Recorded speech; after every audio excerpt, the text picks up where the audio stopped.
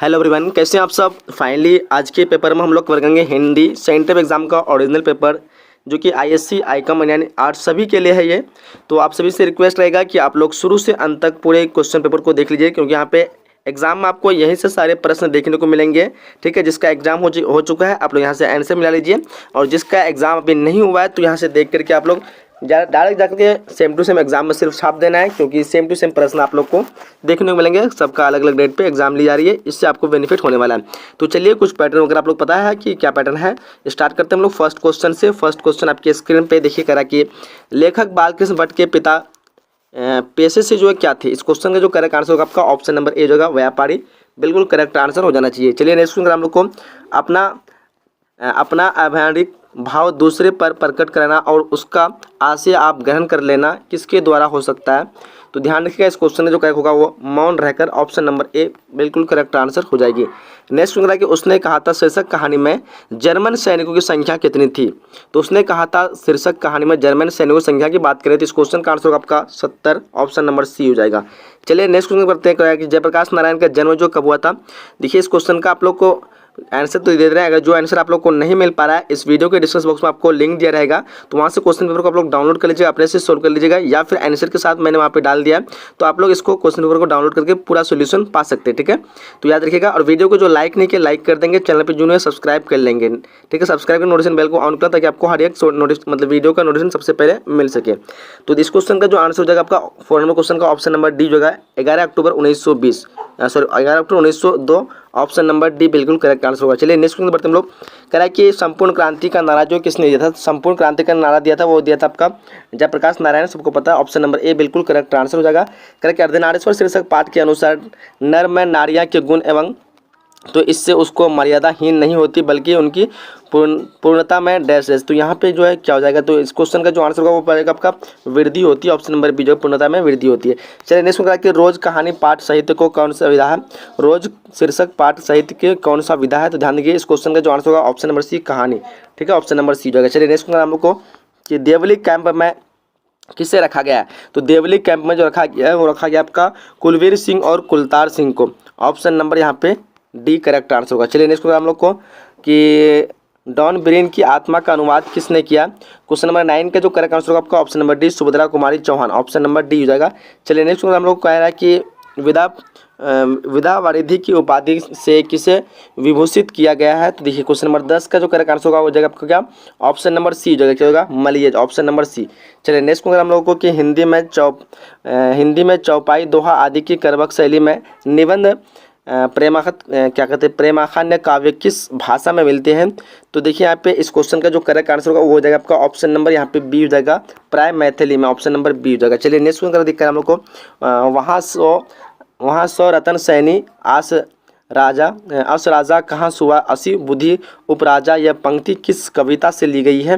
तो ध्यान रखिएगा, इस क्वेश्चन का जो करेक्ट आंसर होगा हो जाएगा आपका पद सूरदास। चलिए नेक्स्ट हम लोग को कि दूष उल्लास किसकी रचना है। दूषण उल्लास जो है किसकी रचना है। 13 क्वेश्चन का जो आंसर होगा आपका भूषण, ऑप्शन नंबर ए हो जाएगा। चलिए अगले क्वेश्चन बढ़ते हैं।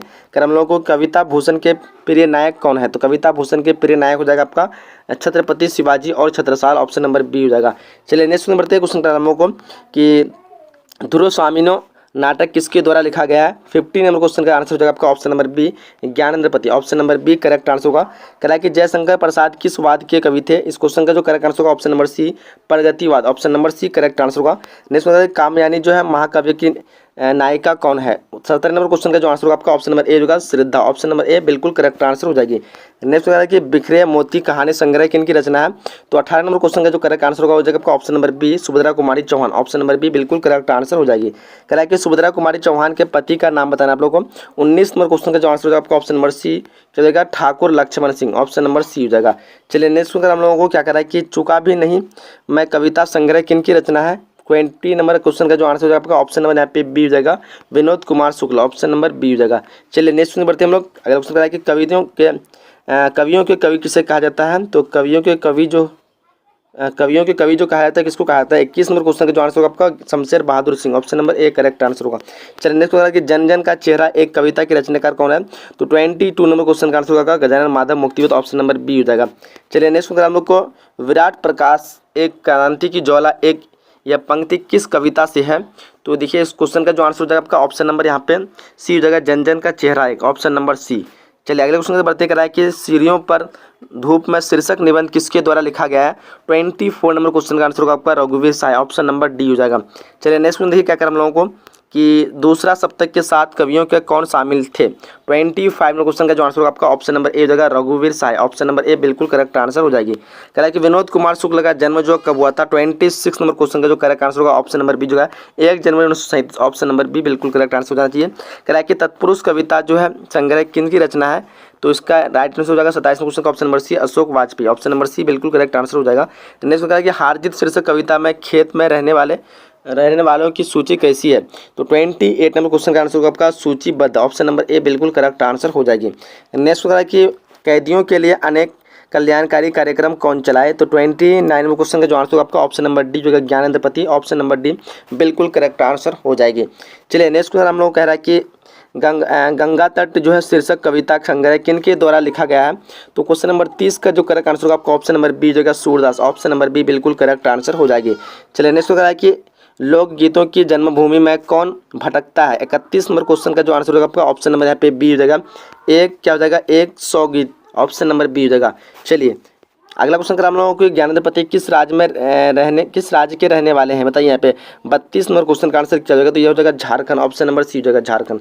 चलिए 33 नंबर क्वेश्चन कर हम लोगों को कि हारजीत शीर्षक कविता के कवि कौन है, तो हारजीत शीर्षक कविता के कवि जो हो जाएगा वो हो जाएगा आपका ऑप्शन नंबर डी हो जाएगा यहाँ पे Ashok Vajpayee, option number D correct answer होगा। नेक्स्ट कहा कि एक नैन कवि मोहम्मद गुनी सो बिमो जोई कवि सुनी, यह पंक्ति किस कविता से है, तो 34 नंबर क्वेश्चन का जो आंसर होगा आपका ऑप्शन नंबर बी पद, ऑप्शन नंबर बी बिल्कुल करेक्ट आंसर हो जाएगा। नेक्स्ट क्वेश्चन जयशंकर प्रसाद का जन्म स्थान कहाँ है, तो इस क्वेश्चन का जो आंसर होगा ऑप्शन नंबर यहाँ पे बी हो जाएगा वाराणसी, ऑप्शन नंबर बी बिल्कुल करेक्ट आंसर हो जाएगी। चलिए नेक्स्ट क्वेश्चन हम लोगों को कह रहा है कि चातकी किसके लिए जो है तरसती है, चातकी किसके लिए तरसती है। 36 नंबर क्वेश्चन का जो आंसर होगा आपका ऑप्शन नंबर ए मन, ऑप्शन नंबर ए बिल्कुल करेक्ट आंसर हो जाएगी। नेक्स्ट पुत्र वियोग शीर्षक कविता किसने लिखी है, तो 37 नंबर क्वेश्चन का क्या आंसर होगा, बताइए यहाँ पे। पुत्र वियोग जो कविता जो किसने लिखी है, शमशेर सुभद्रा कुमारी चौहान होना चाहिए या फिर जयशंकर प्रसाद, और इसका क्वेश्चन का आप लोग आंसर बताइए यहाँ पे क्या आंसर होगा। नेक्स्ट क्वेश्चन हम लोग कह रहा है कि जूठन जो शीर्षक पाठ सहित विधा कौन सी है, बताइए। 38 नंबर क्वेश्चन का जो आंसर होगा आपका ऑप्शन नंबर ए आत्मकथा, ऑप्शन नंबर ए बिल्कुल करेक्ट आंसर हो जाएगा। नेक्स्ट क्वेश्चन कि मलयज जो है छात्र जीवन में किस रोग से ग्रस्ती है, तो 39 नंबर क्वेश्चन का जो आंसर होगा ऑप्शन नंबर बी होगा क्षय रोग, ऑप्शन नंबर बी होगा। चलिए नेक्स्ट क्वेश्चन हम लोग कह रहा है कि हंसते हुए मेरा अकेलापन शीर्षक पाठ में मकान का रंगीन कवच किसे देना पड़ा, तो देखिए यहाँ पे 40 नंबर क्वेश्चन का जो आंसर हो जाएगा आपका ऑप्शन नंबर ए होगा पुराण सिंह की माँ को, option number A correct answer हो जाएगी। चलिए अगला क्वेश्चन हम लोग कह रहा है कि हंसते हुए मेरा अकेलापन शीर्षक पाठ के अनुसार रचा हुआ यथार्थ भोगे हुए यथार्थ कैसा है, बताइए। 41 नंबर क्वेश्चन का जो आंसर होगा आपका ऑप्शन ए होगा जुड़ा है, option number A correct answer होगा।